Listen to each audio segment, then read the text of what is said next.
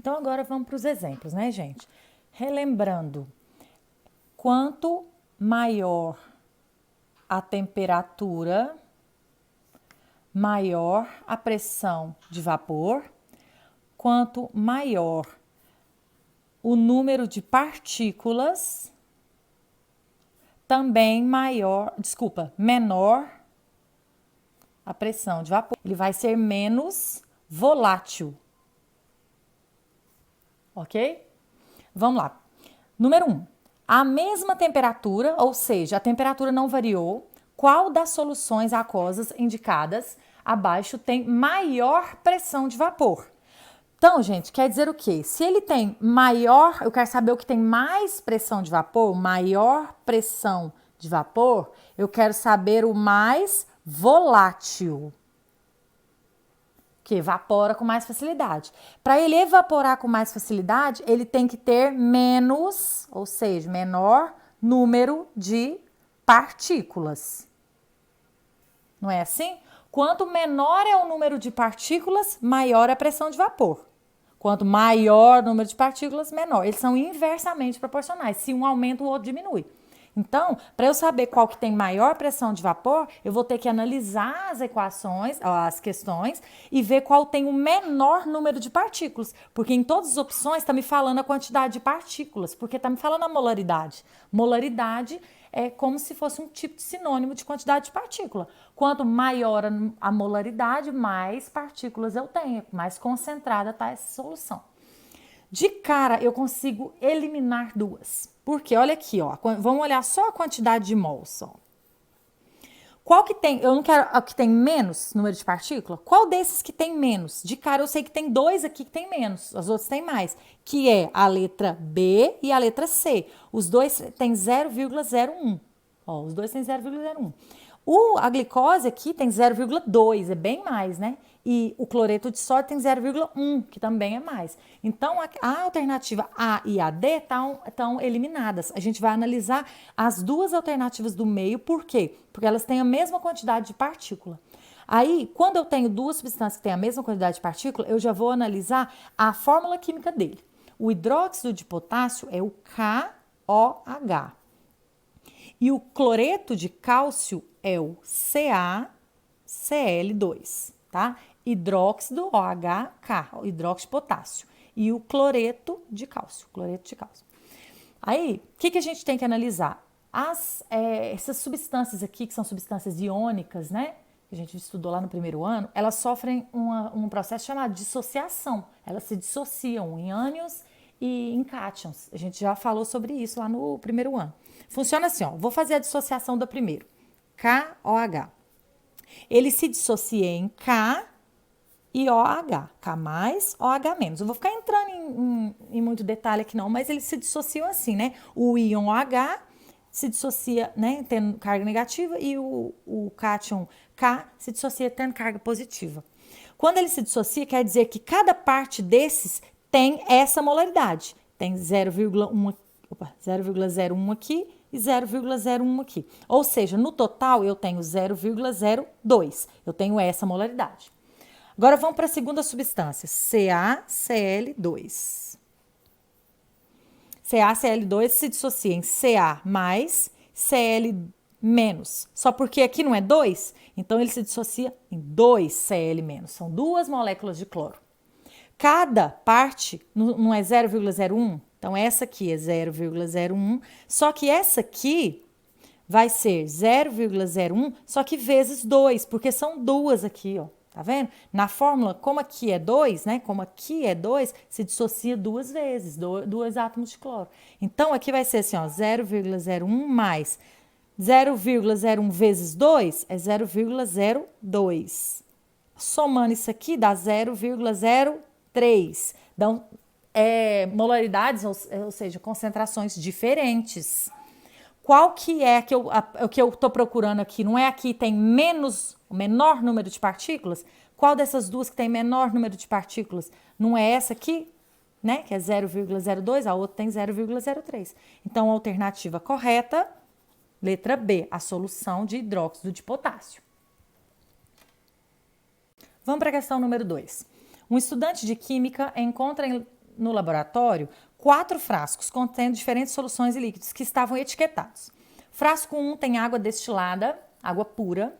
Frasco 2, solução aquosa de MgBr2 a essa molaridade. Frasco 3, solução aquosa de KBr a esta molaridade. E o frasco 4, uma solução aquosa de sacarose a esta molaridade. E aí eu te pergunto. Logo em seguida, seu professor pede para que ele coloque os frascos em ordem crescente de pressão máxima de vapor, né? De pressão de vapor. Eu quero ordem crescente do menor para o maior. Desses 4 frascos aqui, eu quero que você me fale qual tem menor pressão de vapor e vou falando até eu chegar ao maior pressão de vapor. Então, vamos analisar assim. O frasco 2, 3 e 4 são soluções. O frasco 1 é água destilada, é água pura. Toda substância que ela é pura, ela tem maior pressão de vapor do que soluções, porque ela não tem nada misturado nela. Vocês lembram que eu falei que quando você mistura alguma coisa em uma substância, em um líquido, a gente diminui a pressão de vapor dele, né? A gente faz com que ele evapore com mais dificuldade. Então, qualquer substância pura vai ter maior pressão de vapor do que qualquer solução. Então, eu já sei que de todos aqui, o maior é o frasco 1. Eu vou pôr ele aqui no final, ó. Frasco 1. Agora eu quero saber, né, anterior a ele, né, que é do menor para o maior, quais são. Olhando a molaridade, os 3 têm a mesma molaridade. Então, a gente vai ter que analisar a dissociação da substância para ver aquela soma quando ele dissocia. Inicialmente, eu vejo que o frasco 4 é sacarose. Açúcar não sofre dissociação. São elementos que sofrem pouquíssima dissociação, melhor dizendo. Então, ela vai ter a concentração final de 0,4. A concentração dela vai ser essa. Vamos analisar a concentração dos outros. MgBr2 vai se dissociar em Mg mais Br menos. Só que aqui não são 2, então quer dizer que são 2 moléculas. Cada parte vale 0,4. Então aqui vale 0,4 mais, aqui vale 0,4 vezes 2, por causa desse 2 aqui. Então, vai ser 0,4 mais 0,4 vezes 2, 0,8. Totalizando 1,2 a concentração. 1,2 mol por litro. O segundo é o KBr.